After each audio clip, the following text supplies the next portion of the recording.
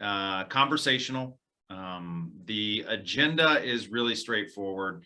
Everybody who is a part of this call is either in the process of hiring, has hired, will continue to hire, and want to make sure, especially in this market that we're going through right now, which is a shifting market, for people with strong businesses, with a strong position in the market, we will see opportunity where we'll see the positive side of opportunity, where, you know, the negative side is, hey, it's getting harder for the people, for the have-nots, and it's getting really good for the haves in some ways. And so as I look out and I see who's on this call, I know that there is interest in, grabbing a buyer's agent or grabbing a this or a that.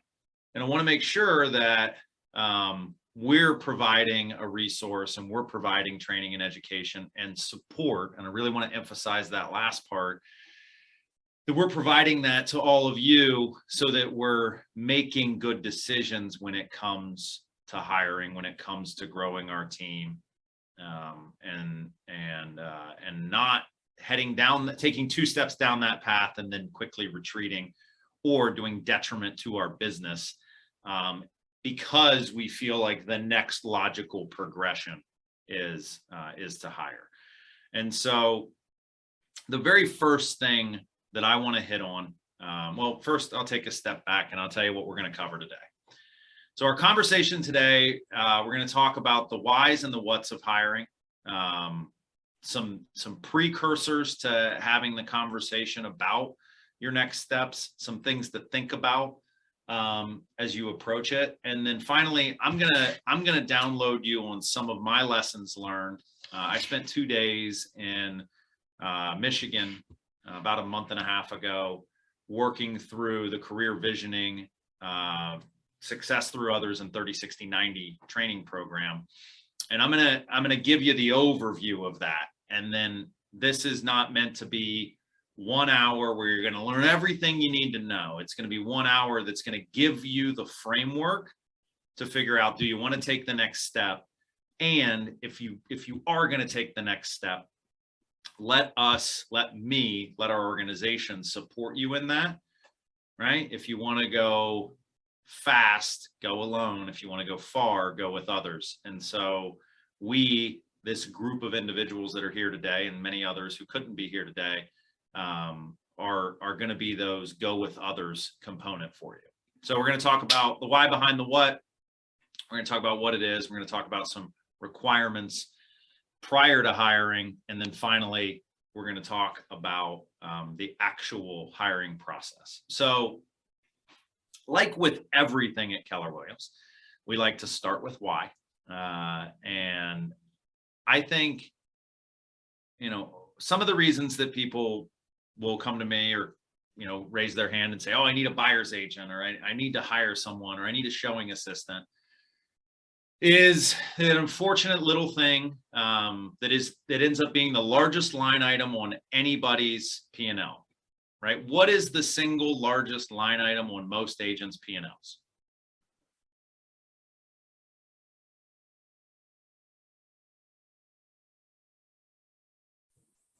No wrong answers here.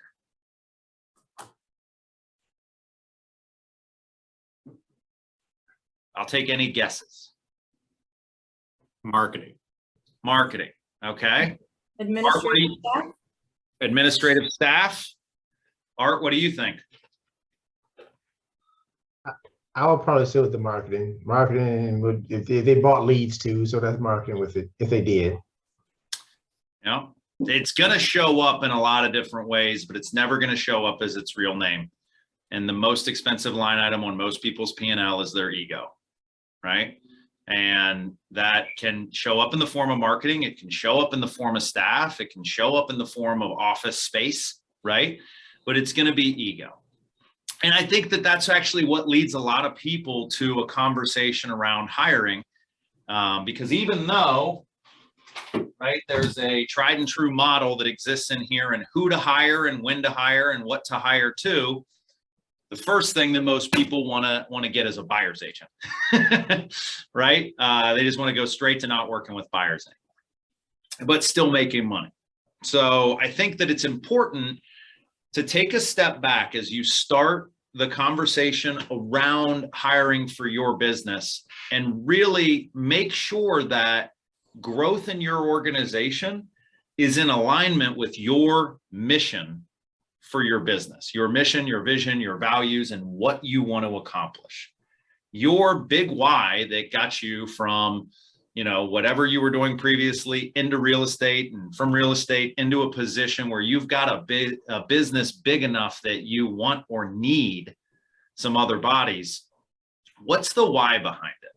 Because if you're not tapped into that, you won't do the necessary work on the front end and on the back end to maximize the utility and opportunity that a hire brings, right?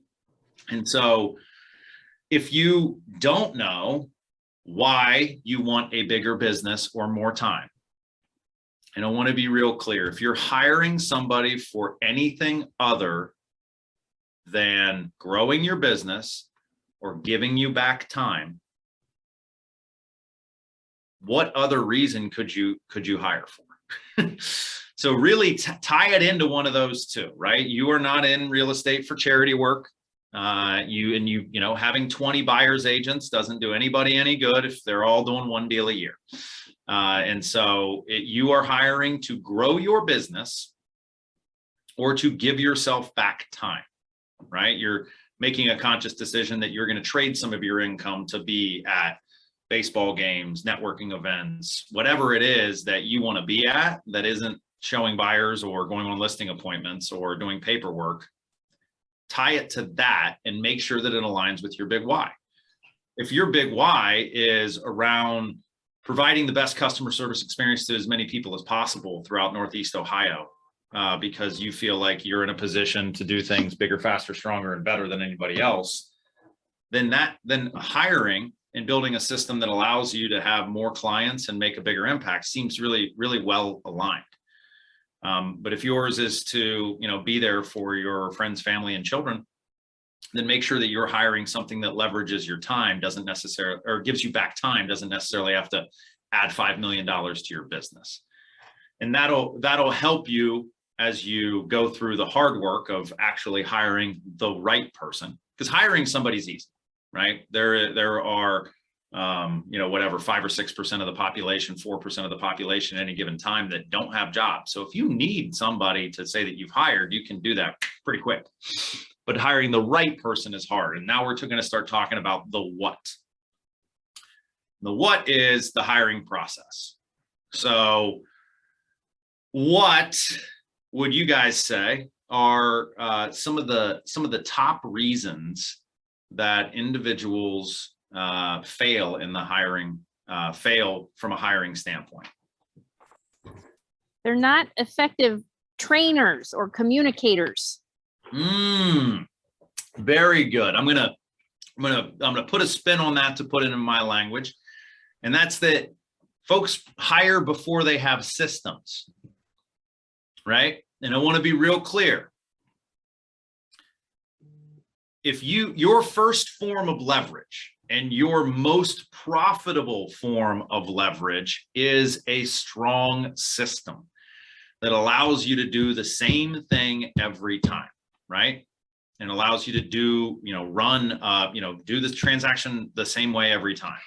Because to Jane's point, if we hire the world's, best administrative professional with no background in real estate, and we expect them to figure it out, we are going to spend twice as much time helping them figure it out and figure out what we would do and when we would do it.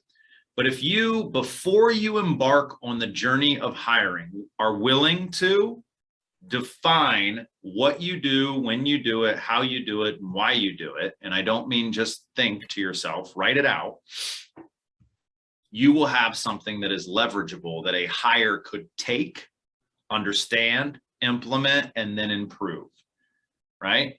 Too many times we see the first hire, which should always be an administrative assistant, the first hire is somebody that we want to create our systems for us. Well, Eddie, how long have you been selling real estate? 7 years.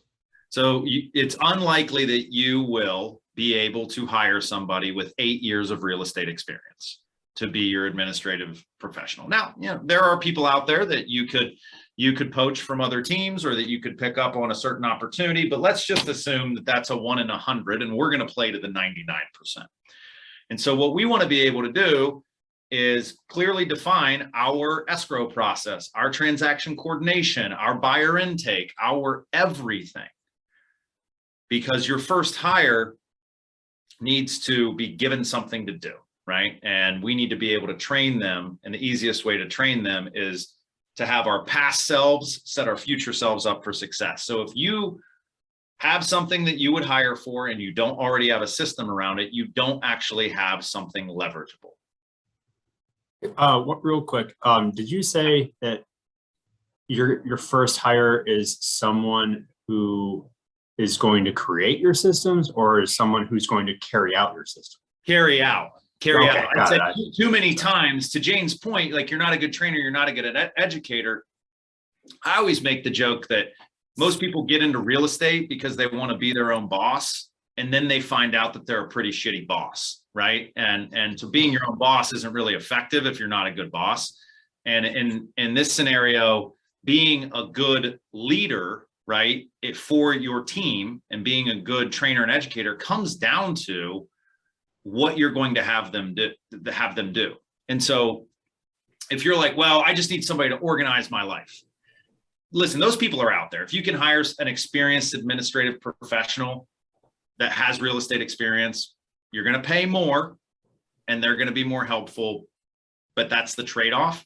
And there are just fewer of them. If you want to hire somebody for $20 an hour to run every non-dollar productive activity in your business, you better define and build a Word document a mile long that has every email template and every scenario, so that you can tell them in less than 10 words what to do every time they need to do it, right? And I'll share some examples with you guys as when we get to that point. But not having systems is one of the major ways that people fail in hiring. Even if they hire the right person, they're not plugging them into the right atmosphere, the right opportunity. What's another reason that we might fail from a hiring standpoint? Lack of expectation set, which follows along with that same logic that we were just on, is you don't actually have a job for them. You don't have an expectation. So they don't have any real goals or set points or benchmarks to shoot for. Yeah. The number of people who hire somebody and that person shows up the first day and they panic because they're like, I don't know what the hell I'm going to have them do. I forgot that there was that, right? And this typically happens when you hire from a point of pain, right? And you hire to solve your pain instead of grow your business or grow your life, right? And it's like, you can have a medicine cabinet full of relief and Band-Aids and bandages and gauze and Bactine, right? Or you could just not scrape your knees, right? And when you're hiring from a position of pain, you are not putting yourself in a position to make the right hire or to have them do things that are going to help you grow your business or give back your time. You're just using them as a salve. Here's another one. You hire who's within arm's reach. That's also one that happens, right? The number of times that somebody says, I'm going to hire, and it says, okay, well, who are you hiring? And it is my best friend, my sister-in-law, my wife, my husband, right? Whomever. There are a lot of great examples of how that works out. There are also exponentially more examples of how it doesn't, right? And what is unfortunate, when we, as people who are in the process of hiring or working to hire, look around and we see people who are successful and have good administrative teams, there's all, we're undoubtedly going to know that, this person's admin who runs their life was somebody they bumped into at a grocery store, or this person, those stories will bubble to the top. The stories you don't hear is, I followed the career visioning and hiring process to a T, and I found this great talent. I set them up for success and they delivered, and we've built a larger business and life together. You know why you don't hear that? It's because, one, not a lot of people do it, and we're going to avoid that. And number two is that it's not sexy and nobody tells that story. We tell the sexy stories where we're the hero, right? And we have the luck, right? And the universe has our back. Those are the stories that get told, right? And again, don't let ego show up in this and say like, oh, I can make anybody good, right? Or this person, I just need a body, right? And then the final one, which, it's kind of the whole point of today's conversation, is you hire without a process. And that is what we're going to work through, and I'm going to explain is the hiring process prescribed by Keller Williams. And hiring without a process is dangerous because it opens you up to the other two major failures, right? So that one really begets all of them. It is the original sin from hiring, is not having a process and then not working that process, right? So the foundation of the hiring process prescribed in Keller Williams is the KPA. So I think everybody except Jim Gable and John Murchison have taken a KPA. So Jim and John, I'm going to ask both of you guys to reach out to Carrie and Julia and ask them to just set you up with a KPA. It takes about 45 minutes, and it is it's the KPA stands for Keller Personality Assessment. And what that's going to allow you to do is understand what is going to be the foundation of your hiring process from the perspective of the person engaging. And the KPA hits on about 10 different personality traits and tendencies, from responsiveness, aggressiveness, logical problem solving, sociability, optimism, and categorizes an individual based on the way that they put their answers in as high, medium, or low in each one of those categories, right? Now, what's really impressive is that there is, with the KPA, about 50 different roles, from inside of a team, as an agent, as an administrative professional, all the way up to a janitor at Keller Williams Realty International. And what they've done is, as we are a company of models and systems, is they have taken all the data around the people who are most successful in those roles, what the expectation of those roles are, and said, hey, if you were to be a really good administrative assistant, you would have a really high tendency towards structure, and you would have a medium level of responsiveness, and so on down the line. And I'll show you an example of that. But let me get this pulled up. The reason for that is that it's going to allow you as somebody hiring to not necessarily have to figure out what is the best transaction coordinator in the world look like. It's already been modeled out. And you're not going to have to figure out what is the best, like what level of responsiveness is appropriate for a buyer's agent, because that as well will have already been figured out. So I will share my screen now, as I promised.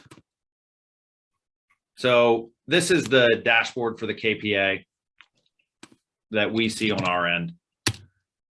I'll go ahead and pull mine up.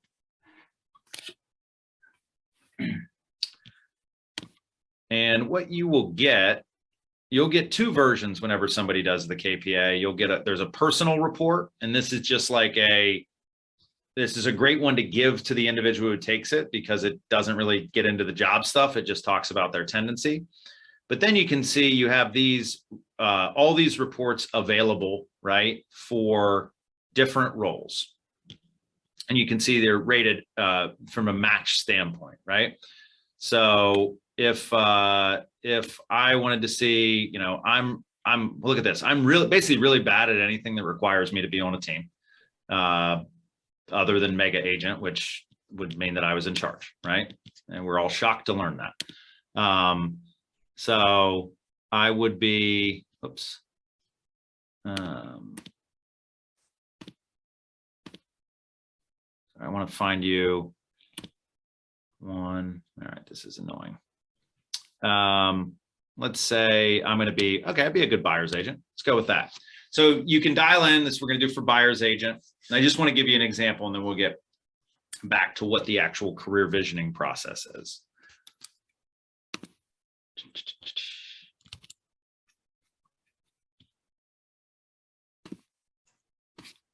So once you take the KPA one time, you can put it in for any role. You can take the results and move it to it. So this is for me to be a buyer's agent. So this is your first screen on the viability of a candidate, right? And you are going to look at, are they a high, medium, or low match, right? And what's really nice is, depending on the job, there's ones that are really important and ones that are not so important, right? So optimism, not a critical part of the role for being a buyer's agent. Responsiveness, very high. The solid black dots are where I rank. They are my, so I'm highly responsive, highly assertive, logical problem solver, no structure, no adaptability, and no optimism, right? Well, you could say, oh, that sounds bad, but they're not important to the role. Every time, if we dialed up every single role, those gray bars are going to be in different places. So if you're hiring for an administrative assistant, you're going to have different job details that are a high impact, and you're going to have the gray bars in a different place. The dashboard at the top, the job match, is not a green light to hire anybody, right? Just because it's a high match does not mean that this person should be hired.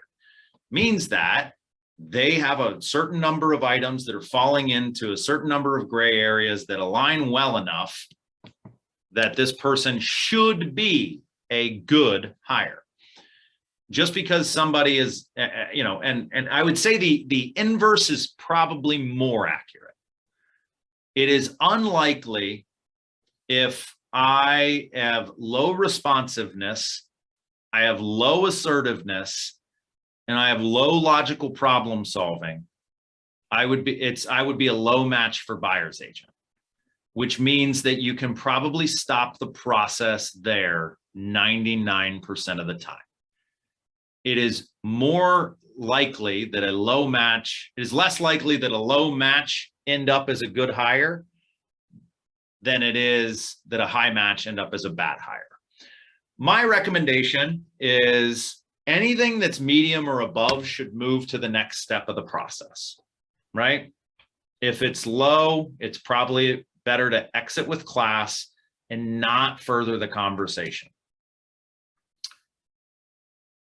So the other thing that I'll say here is that sometimes things being out of the gray area is not necessarily bad, right? It's just, you should be aware.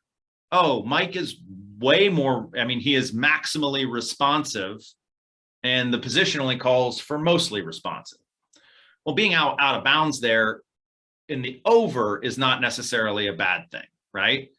Or if you see that my intensity is a little bit lower, you just have to, it's awareness for you, like I'm hiring a person with low intensity, right?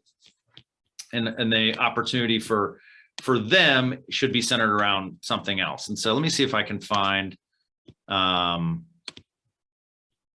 something here.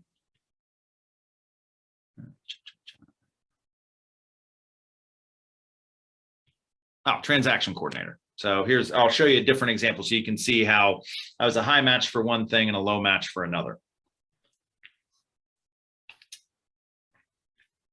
So as we wait for this to load, when should you send somebody a KPA?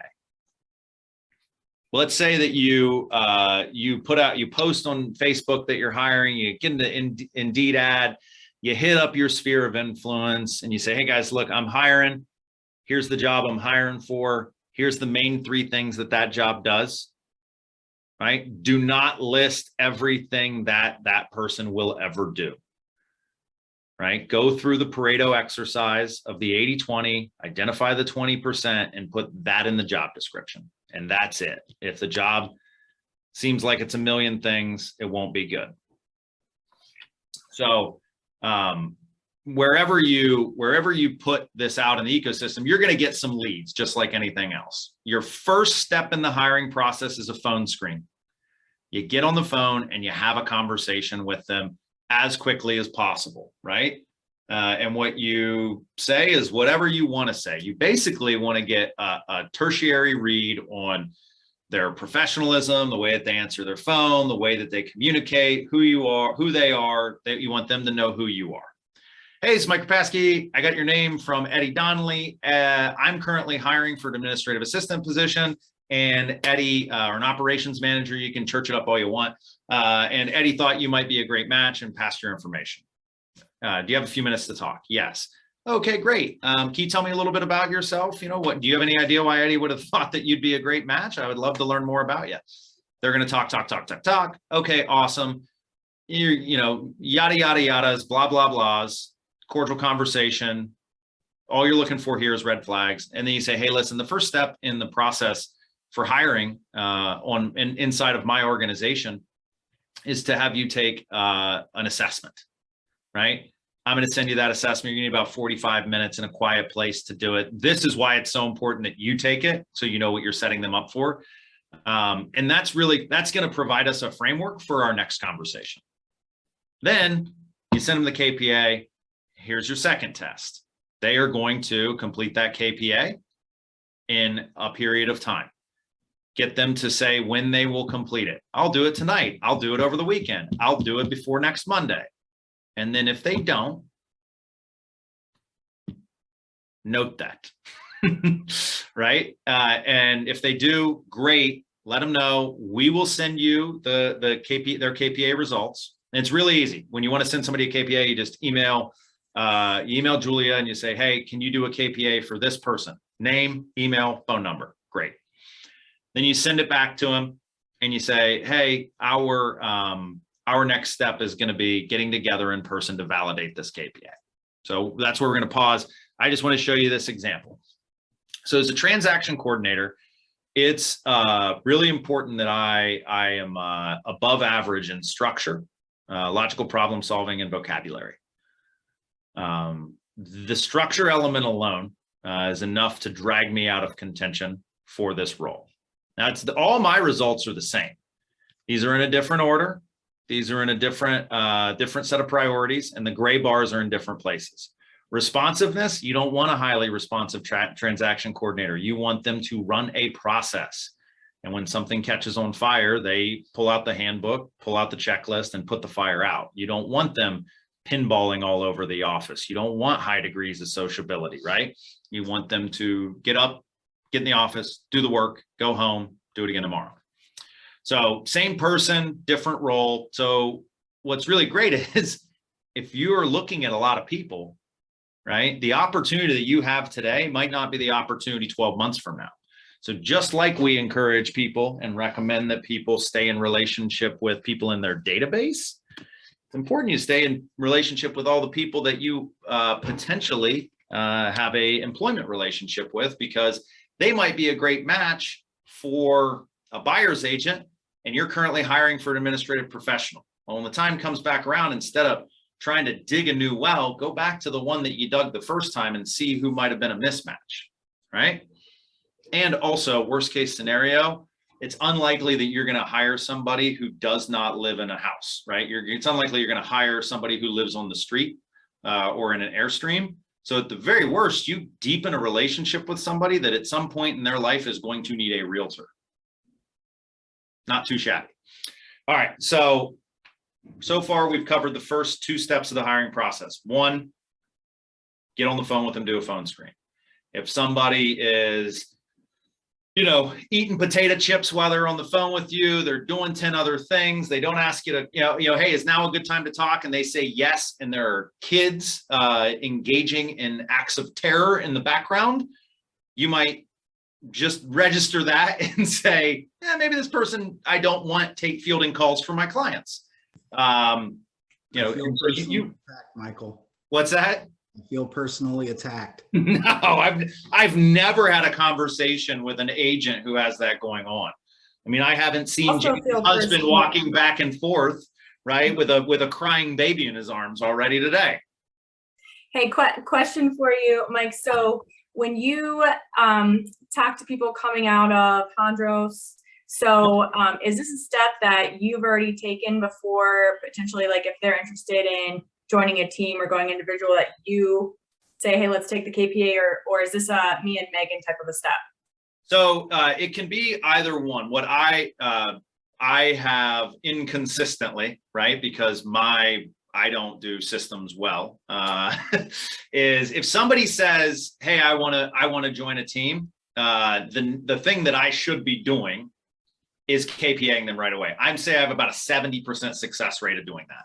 Now, part of that is because if somebody is joining a team, right? Somebody's already coming on and they know that they're going to work for Art Obleton when they get here. At current state, maybe Art doesn't KPA people before he hires them, right? Art's a bad example because he does other things, and this is going to be a great way for him to bolster his systems. But yes, the short answer is yes. If I introduce you to somebody who is looking for a team and they don't have a KPA, you should say, I'm not going to have a conversation with this person until they have a KPA, right?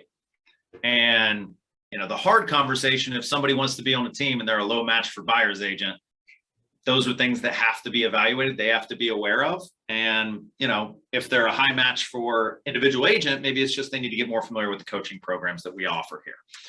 But it's a really helpful tool. And I would say the number one place where we skip the process entirely is the hiring of buyer's agents, right? Because we're typically hiring from a point of pain. And we just need somebody else to open the gosh darn door, right? And so we just hire anybody who's willing to do that. And then they're not a high match, they're not responsive, they're not interested, and we really didn't do anything but waste everybody's time. So yes, anybody that comes through and is looking for a team, they should be delivered to you as an opportunity. If you're hiring and we're like, hey, I got a person, think it might be a good fit, they should be a person that comes with a KPA. And that should be the first thing that I send you. Because again, that's our first line of defense, to not waste time. And I want you to know that at any point in this, what is a 7-step process, 8 or 9, depending on if you want to add some bonus stuff in there, everything that is in this process you can stop at any point, right? You can stop it. You can exit with class after a phone screen. You can exit with class after a KPA. You can exit with class after a validation, right? Which is the next step. So let's say, yeah, you get a great phone screen, you give them the KPA, they deliver it back on time, they're a medium or high match, and you say, okay, our next step is to get together in person, and we're gonna validate this KPA, right? Which is just fancy language for saying, let's make sure that everything that this thing spits out actually makes sense to everybody involved. And that's where, and what's great is when you get the KPA, where's my copy? So you get the KPA, the first 10 pages are what the person gets when they complete it. And then the next section is, zoom in here, it is the script of the questions to ask to validate the KPA. So when I look at this and it says, ask Mike, on a scale from 1 to 10, how accurate would you say this sentence is? Then you read the sentence that is in the box in the KPA that they're holding. And then they say, it's a 7. And then there's actually 3 sections. If it's a 10, you say, what makes it a 10? If it's a 6 to 9, you say, what would make it a 10? And if it's a 1 to 5, and then say, explain to me why that is not who you are. Right? And all you're doing is reading the words on the page. What I like to do is have them read it, because there's an additional component where you can see, you can read their voice a little bit when they inflect on certain things that they like, or they pause because they're confused about what it's actually saying. Then you say, okay, well, hey, I noticed you got really excited when it said that you like to make things happen. Give me an example of that, right? And there's another section that's called the probing suggestions, right? Which is, what do you say to get them to talk more? And so all you're doing in the validation of the KPA is reading the statements from the KPA and asking them to tell you how accurate it is, why it is accurate, and giving you an example.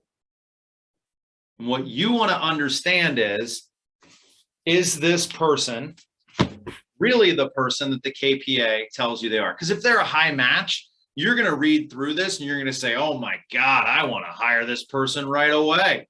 They're going to be so good. They like decision making.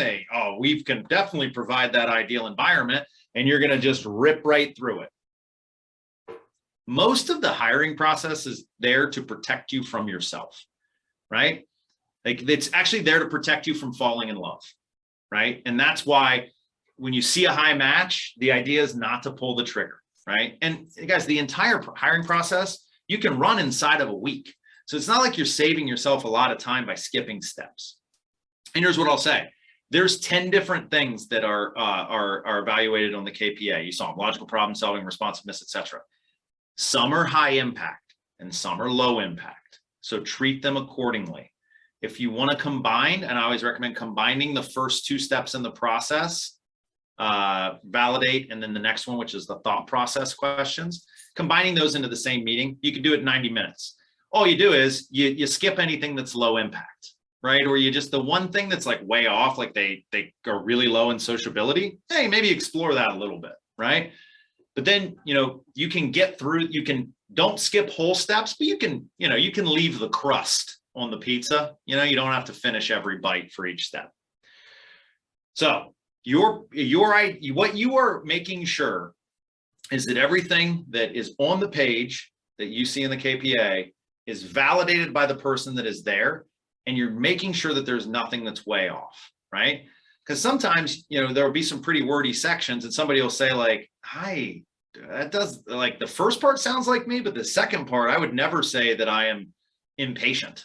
And you're like, oh, okay, well, what word would you use to describe it? And they're like, I think I'm very patient. Well, maybe not. Maybe pick at that one a little bit and see. So that's the first step. The second step is the thought process. And it's like a game of 20 questions. It's just 30 questions. And if you ask 20 of them, you're doing more than most people in the world, right? So when you ask those questions, all you're going to do is, and here's some example of them. And I just did one of these this morning, so I am hot to trot. What did you do to prepare for this interview? And then they answer that. What do you think your strengths are? What are your weaknesses? Give me an example of when you were trained really well. Give me an example of when you were trained really poorly, right? And so you just ask these questions and they answer and you write them down.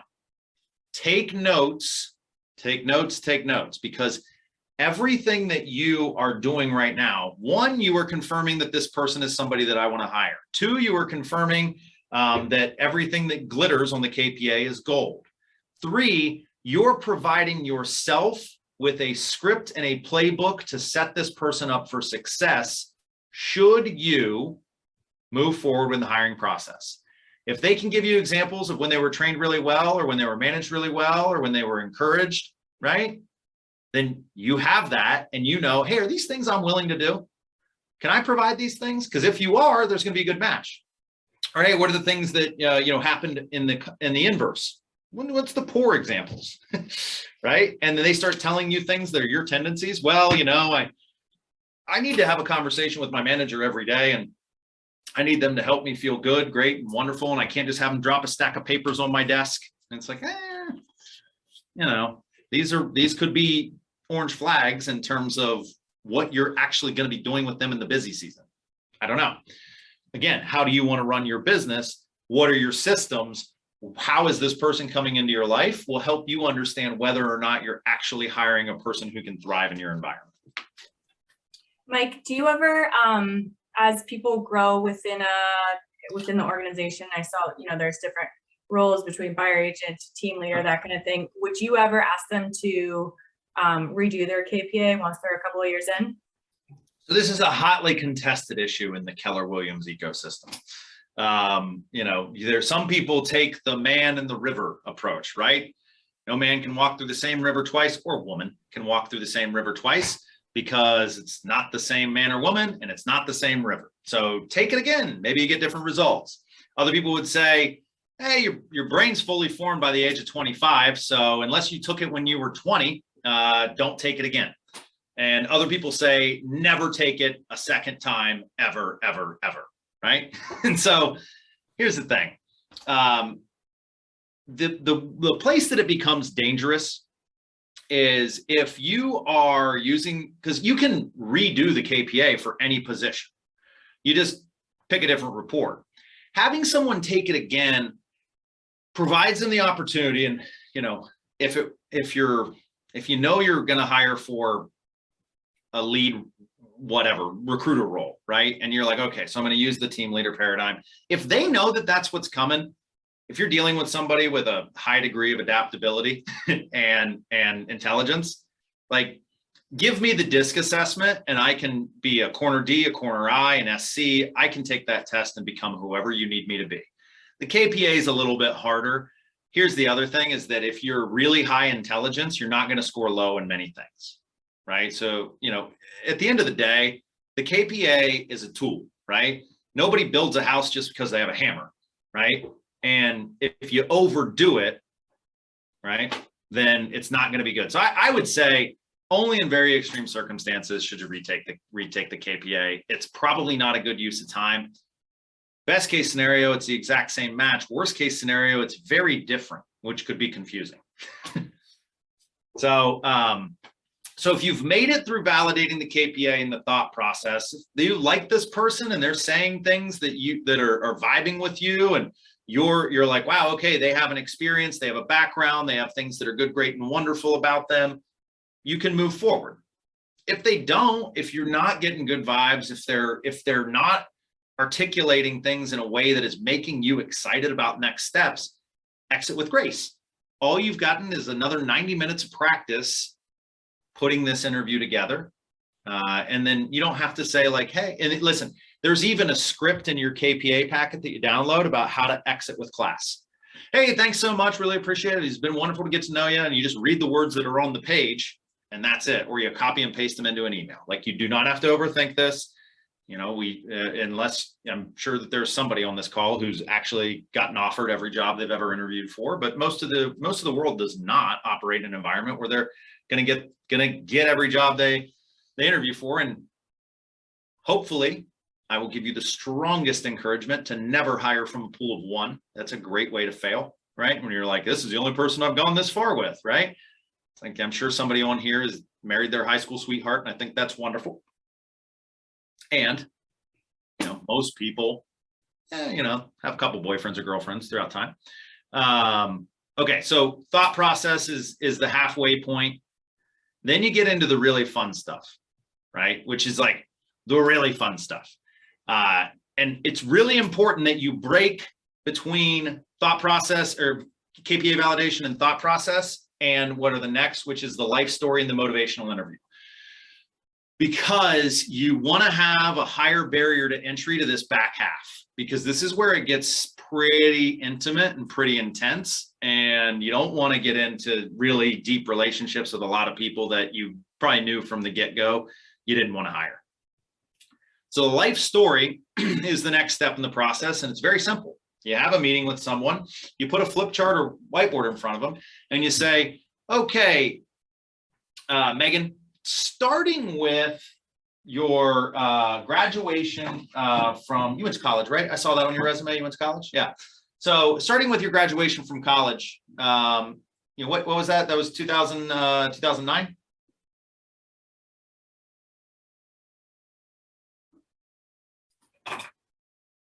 What was it? Yeah. I make you too old. Oh, Mike isn't working. Jamie, we're doing you instead. 2007. All right, where I need somebody who can talk just for a quick example. So Jamie, we're gonna go with you. When did you graduate college? 2008. All right, great vintage, if I do say so myself. Where'd you graduate from? OSU. Great school. Really? Did we graduate from Ohio State the same year? I don't know. Did we Crazy. I didn't know that. talk about that? All right, we'll have to see if we know any of the same people. So you graduate from OSU, then what'd you do? Then I went to GSW, an ad agency. Okay, you went to what was the name of it? GSW. GSW. So job at GSW. Tell me about, what was that like? I was an account executive for a pharmaceutical ad agency. Nice. How long were you there? 3 years. 3 years. Cool. What was your favorite part about that job? The mentorship that I received there. Yeah. Yeah, Still stay in touch with people there? I do. Yeah, I look back on it fondly. That's pretty cool. So you said 3 years. So what happened in 2011? I met my husband and I ended up moving to Cleveland. Oh, met the hubby. Yeah. Moved to Cleveland. Now you're obviously your husband's originally from Cleveland because no one moves here unless they lived here previously, right? That's correct. Yep. Avon Laker. So what I would do is I would have a 30-minute probably conversation with her to go from 2008 to 2022. And in that, she's going to tell me about marrying her husband and when she got married, when they had their first kid, and changing jobs and getting promoted. And now I'm going to work part-time. And then I decided to get my real estate license. That's very important, guys. They're in charge of what they talk about. You want to encourage them to talk about personal, professional, familial things, anything they're comfortable with. But you do not want to ask questions about birth, death, marriage, divorce, anything that could be considered a human resources violation, right?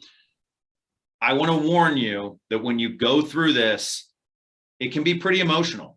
If you're going to find stuff out about people that you have had literally less than 2 hours of a relationship with, and they're going to tell you about beating cancer, they're going to tell you about abusive spouses, they're going to tell you some stuff.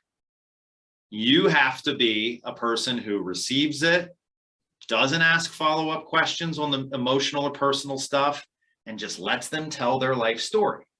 The reason that I say that there's got to be a threshold to moving into this is that when you get into this point of the conversation, you are going further with these individuals than they may have gone with their siblings, with anybody in their life. They're telling you these things only because, and this is a really important thing, through the first 2 steps, you're writing everything down. They are not writing anything down. They are not seeing what you are writing.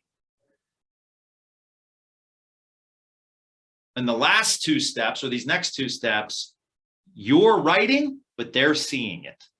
And this is like their visualization of this. They're seeing where they go. So then we're going to go through all these things. You get to 2022 and, you know, I got hired by the Golden Group, right? Cool.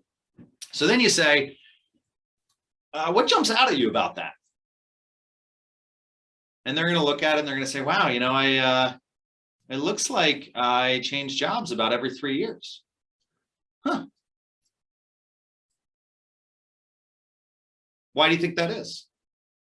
And they're going to say something else. So they're going to say, man, all of my major professional things happen right after I made a major personal decision. Okay, tell me more about that. And they're just self-discovering the pattern of their life. And you're getting a ton of good information about whether or not this person, they're in one job for 7 years or they're in one job for 7 minutes, right? And we're not qualifying any of this information. It's just data for you at this point about who you're hiring.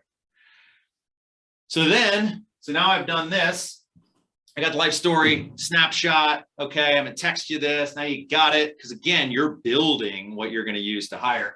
Then the next one, the final piece that is in the hiring process is the motivational interview, right? And this is really cool. And again, I mean, I've done the complete the KPA process with people that you get to this point, you're like, man, I think I'm going to have to exit the class because I don't know if this opportunity actually fulfills what they're looking for. So the motivational interview is a 4-quadrant exercise. The first one that you're going to talk about is money. The second one you're going to talk about is career. And then you're going to ask them to pick 2 themes for these last 2 buckets, right? Some people might say family, they might say charity, they might say independence. They're going to pick something, travel, right? They're going to pick something that's important to them. What are the 4 most important segments of your life? Has to include money, has to include career. The other 2 you get to pick no matter what. People are going to say family and travel, right? Then 99% of the population are going to say family, right? And then you're going to write that up there, okay? Family, and then travel. Cool. Now, Jamie, I want you to tell me in 5 years, right? We're sitting here and we are just moments away from college football season. The Buckeyes have 5 consecutive national championships going into a 6th one here in 2027. What do you want your career to look like? Tell me about what job and career look like in the world of Jamie in 2027. Right. And then they're going to talk. They're going to say a bunch of stuff and you're going to write it down. Right. Like, oh, I only work 3 days a week. And, I do career over here. Right. And then, I have a team of 12 people under me and I only deal with high level problems. And they're going to tell you all these things. And what's your money look like? And it's like, well, I work for fun, but I still make 6 figures and I have investment properties and I have 2 vacation homes. And okay, that's where your money is. And tell me about what's your family look like. And they're just going to give and give and give and give and give and talk about what they want their world to look like in 5 years. And then you're going to ask some questions when they see it all. And you say, okay, anything that jumps out at you? And it's like, wow, it's really the career piece that has to, as soon as that falls into place, or, well, if I want to own 20 investment properties and I own none today, I ought to really get started. And they're just, again, going to self-discover around these things. And they might say stuff about their career that is in direct conflict with what the role is. It's not bad, right? It's just whether or not they, need it in 5 years or do they need it in 5 months, right? Because if they want to work 3 days a week, they're probably going to be, pretty rough as a transaction coordinator if you're waiting until Tuesday, Wednesday, Thursday to get get the follow up to title, right?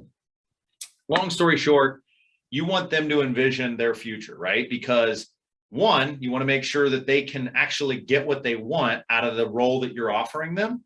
And trust me, anybody entering Keller Williams at any level of the organization can have whatever they want within 5 years. The world that we operate inside of is big enough and broad enough and bountiful enough, and something else with a B, if I could alliterate better, that you are going to, you're going to be able to path them into that. If it's truly what they want. And here's the other thing. When it comes to motivating people, it's called the motivational interview, right? You can't motivate people by yelling at them, pounding the table, or telling them about how great your life is going to be, right? But when it comes to, that buyer's agent who said that they wanted investment properties, right? You're going to motivate them into a better opportunity, right? If you can tie what they are doing, what they're going to do, to work, right, in their job, and say, it's, hey, you're closing 2 deals a month, a 3rd deal a month, all that extra cash could slide into an investment account. You do the 3rd deal every month for 6 months, you get a down payment on a duplex. And remember when you told me that you wanted to have 20 investment properties? Well, my commitment is to get you those 20 investment properties. You can't have that conversation with people in your world until you have that conversation with people in your world. And so here's the thing. If any of you have a virtual assistant, you have a buyer's agent, you have administrative assistant, you have somebody that works for you, and you haven't done life story and motivational interview, do it. it will be incredibly impactful for you to understand nobody is showing up to manage your files, do your paperwork, or put signs in the ground because they love you. It's probably because they love someone else, or they want something better for someone else or themselves. If you understand that, you will people want to know all the time how, oh my gosh, these people on Ryan Young's team, or these people on these teams, this person sold 100 homes last year. Why would they ever be on a team?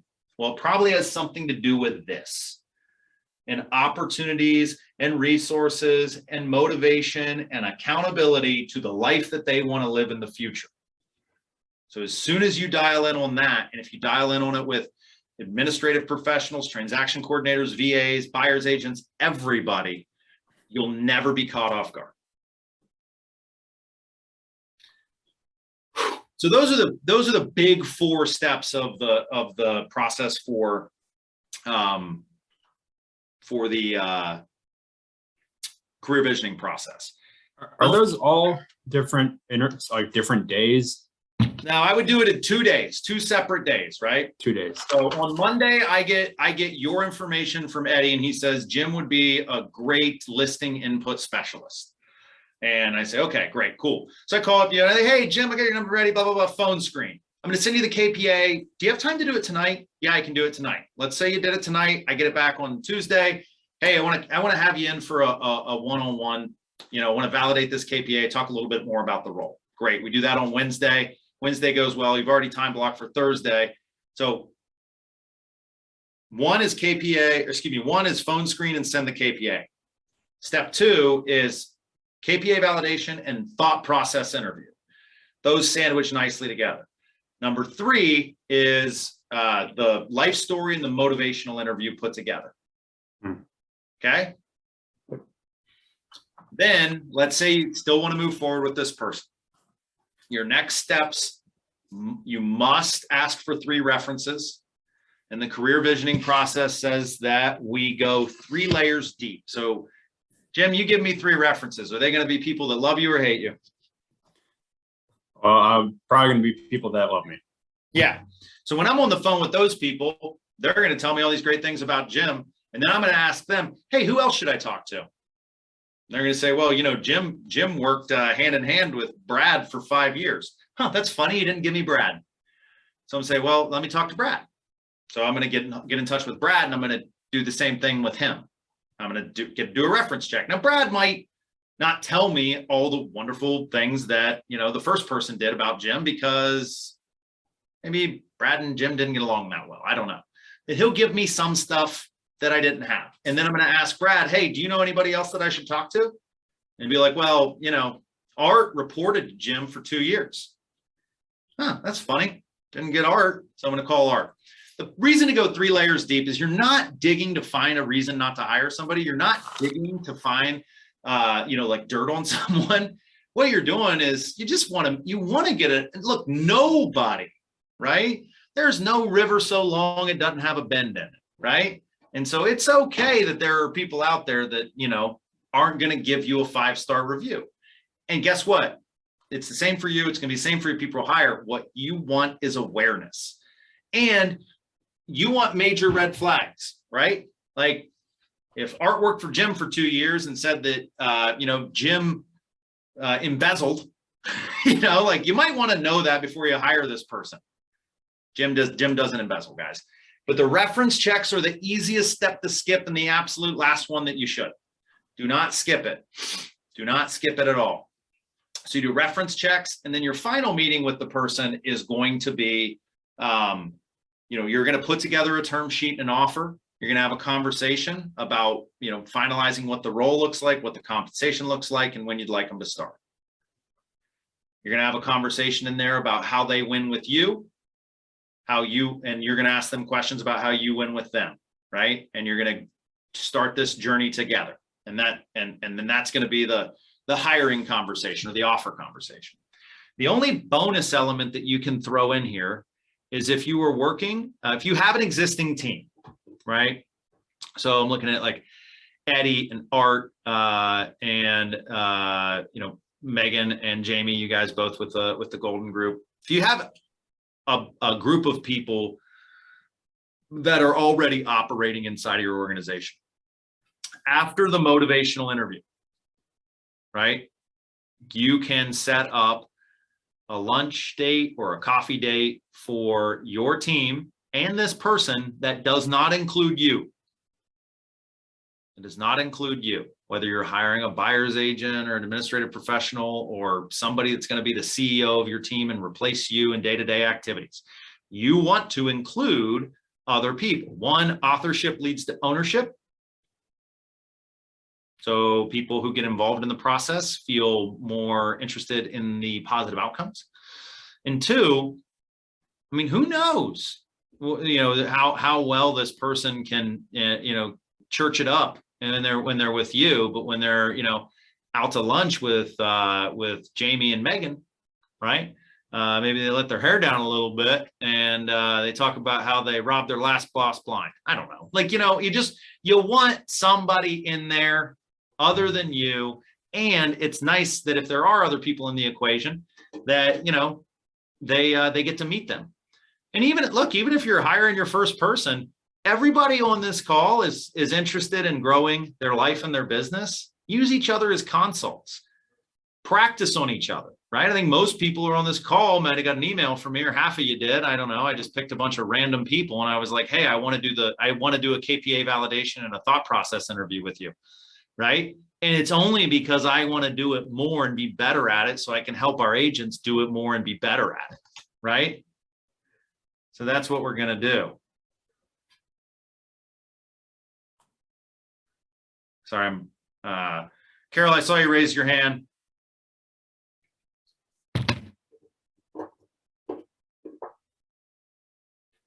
Maybe that was an accident. Team, I had another call that started 5 minutes ago. I apologize for running a little long, but what I want to let you know is, you know, this is a 10,000 foot overview, right? And if anybody wants practice doing this, first of all, if you haven't taken the KPA, Jim and John, take the KPA. If anybody wants practice doing this, I will do it with you. I will be your candidate. I will be the person who does it, whatever you want. And then listen, as you're doing this, feel free to involve myself, each other, and other members of the staff in the process. Right? If you want to go fast, go alone. Just walk out there and hire the first person with the pulse that you can find at Heinz. You want to go further and get a good hire, right? Like, first of all, if you want to do more business, you need more leads. If you want to get a better hire, you need more leads, right? So if you're hiring, post on Facebook, post on Instagram, let me and the rest of the team know that you want to hire, right? Because, you know, we've been filling positions here and we can't hire everybody that interviews, but we're always looking to get more talent inside the building. But what we'll do is I'd like to do a follow-up on this because there's two other parts to the what they call the leverage series, which is career visioning, 30, 60, 90, and success through others. So 30, 60, 90 is the first 30, 60, and 90 days that somebody's in the job. And you want to have a really strong plan for that on what they're going to do for the first 30 days, 60 days, and 90 days, so that you know whether or not they're actually delivering on the things that they need to deliver on. Number two, you put yourself in a position that you are forced to figure out what the hell these people are going to do if you hire them, which leads you back to what we talked about, which is having systems. Right. And then finally, success through others. Candidly, not a very good course, in my personal opinion, but it's really what it should be about is about leadership and management. And so I think we'll do a session on that. So this has been all focused on career visioning, how to get somebody hired. 30, 60, 90 we'll do next month on how to get somebody launched. And then we'll talk about leadership and management and really maximizing somebody's potential as a part of your ecosystem in October. Sound good? Okay. Cool. Questions, comments, concerns, smart marks, physical threats can all be delivered to my inbox and they will quickly be filed away for your performance reviews later.